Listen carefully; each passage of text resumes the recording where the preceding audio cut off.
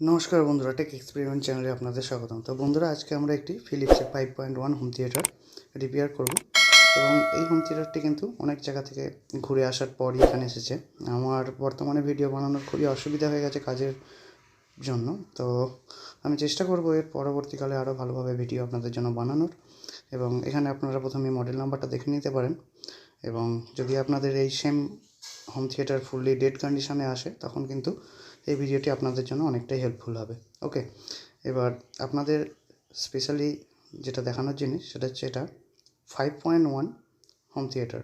এটার ইনপুটও কিন্তু 5.1 এবং আউটপুটও কিন্তু 5.1। ওকে, তো এখানে বোর্ডটি দেখতে পাচ্ছেন, সম্পূর্ণ আলাদা একটি বোর্ড, ক্লাস ডি বলতে পারেন এটাকে। তো এখানে আমি বোর্ডটার সম্বন্ধে কিছু নলেজ আপনাদের দিতে চাইবো। দেখুন, এখানে তিনটে করে 3.5 mm যে ফিমেল বোর্ডটি হয় সেটি লাগানো আছে। তো এক্ষেত্রে একদিকে ইনপুট এবং একদিকে আউটপুট হবে। তো আপনারা অনেকেই TDA 2030 আইসির বোর্ড দেখেছেন, এটি দেখুন, এটি একদমই আলাদা।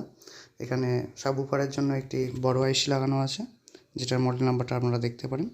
তারপর স্যাটেলাইট স্পিকারগুলির জন্য, মানে 5টি স্পিকারের জন্য এখানে দুটি ছোট আইসি দেওয়া আছে, তিনটি আইসি দেওয়া আছে। এবং এখানে আপনারা ভলিউম কন্ট্রোলারের জন্য, ভলিউম কন্ট্রোলিংয়ের জন্য একটি আইসি আলাদাভাবে ইউজ করা আছে, BT2258। তো এটি এখানে ভলিউম কন্ট্রোলার হিসেবে ইউজ করা হয়েছে। তো এর কি এমন প্রবলেম ছিল যার জন্য এটি সেখানে রিপেয়ার হতে পারেনি সেটাও আপনাদের দেখাবো। এবং প্রথমে আপনারা এই বোর্ডটি সম্বন্ধে একটু ধারণা নিয়ে নিন। তো দেখুন, এখানে কিন্তু মেন সাপ্লাইয়ের সিস্টেমটা করা আছে। এখানে আমি যেগুলো চেঞ্জ করেছি দেখতেই পাচ্ছেন, একটি 1K রেজিস্ট্যান্স এবং একটি 10K রেজিস্ট্যান্স এবং 3টি জেনার ডায়োড। তো এটাই ছিল ফল্ট, এর জন্য সেটটি সম্পূর্ণ ডেড অবস্থায় ছিল।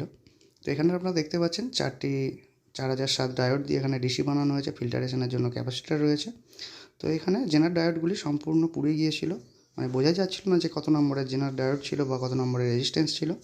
আমি এখানে এটিকে ম্যাচ করে লাগিয়ে নিয়েছি। এবং এখানে দেখতে পাচ্ছেন আইসির ওপর ছোট্ট একটি হিটসিং লাগানো আছে, কেননা ক্লাস ডি অ্যাম্প্লিফায়ার, এখানে বেশি হিটিংয়ের সমস্যা দেখা যায় না। তো এখানে দেখুন, ট্রান্সফরমার থেকে এসি লাইনটা কিন্তু এখানে ইনপুট হচ্ছে এবং দুভাগে ভাগ করা হয়েছে সেকশনটিকে। দুদিকে 4007 চারটি করে ডায়োড ইউজ করে ব্রিজ রেকটিফায়ার বানিয়ে ডিসি আউটপুট নেওয়া হয়েছে। ওকে, তো বন্ধুরা, এখানে যে জেনার ডায়োডগুলি সম্পূর্ণভাবে পুড়িয়ে গিয়েছিলো সেগুলির নাম্বার হবে 4148। এবার এখানে যে দুটি রেজিস্ট্যান্স ছিল সেগুলিও দেখতে পাচ্ছেন, একটি 1K এবং একটি 10K, যেটিকে আমি রিপ্লেস করে নিয়েছি। এখন সেটটি কিন্তু সম্পূর্ণ চালু অবস্থায় রয়েছে। তো আপনাদের কিছু ধারণা দিতে চাইবো। দেখুন, যখন কোনো নতুন ধরনের পিসিবি দেখবেন, সেটিকে নিয়ে ভয় খাওয়ার কিছু নেই। একটু স্টাডি করবেন পিসিবিটাকে নিয়ে, তাহলেই কিন্তু আপনি অনেক কিছু জানতে বা বুঝতে পারবেন। যেমন ধরুন, এখানে যদি আপনাদের বলি ইনপুট সেকশন কোনটা হবে, আউটপুট কোনটা হবে। দেখুন, ইনপুট যে সেকশনটা, সেখানে অনেকগুলি রেজিস্ট্যান্স আছে এবং যে আইসিটি লাগানো আছে ভলিউম কন্ট্রোলিংয়ের আইসি, এবং আউটপুট সাইডে আপনি দেখতে পাচ্ছেন এখানে ছোট্ট হিটসিংয়ের মাধ্যমে এই আইসিগুলো বসানো ছিল। এগুলো দেখে সহজেই বুঝতে পারবেন কোন দিকটা আউটপুটের। এবং এছাড়াও এখানে একটি সাবউফার আউটপুটের জন্য একটি ব্ল্যাক এবং রেড তার বার করাই রয়েছে। তো বন্ধুরা, একটু ক্ষমা করবেন, এখানে ভিডিওটি খুবই তাড়াহুড়োর মধ্যে বানানো হয়েছে, সম্পূর্ণ নলেজ হয়তো আপনাদের দিতে পারলাম না। তবুও আপনারা এই বোর্ডের সমস্ত কম্পোনেন্টগুলি পজ করে দেখে নিতে পারেন।